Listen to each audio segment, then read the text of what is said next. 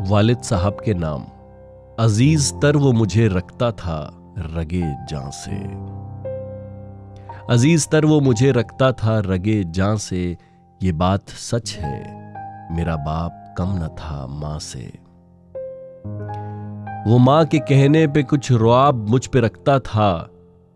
यही थी वजह मुझे चूमते झिझकता था। वो आशना मेरे हर कर्ब से रहा हरदम। वो आशना मेरे हर कर्ब से रहा हरदम। जो खुल के जी नहीं पाया मगर सिसकता था। जुड़ी थी उसकी हर एक हां फकत मेरी मां से। ये बात सच है, मेरा बाप कम न था मां से। ये बात सच है, मेरा बाप कम न था मां से। हर एक दर्द वो चुपचाप खुद पे सहता था।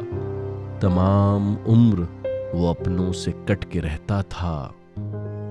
वो लौटता था कहीं रात देर को दिन भर।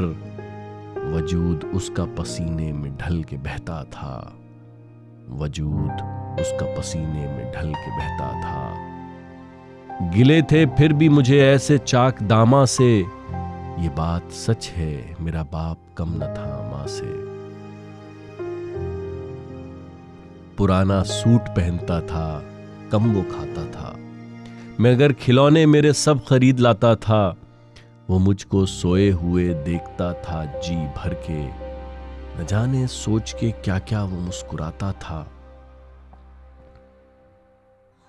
मेरे बगैर थे सब ख्वाब उसके वीरां से।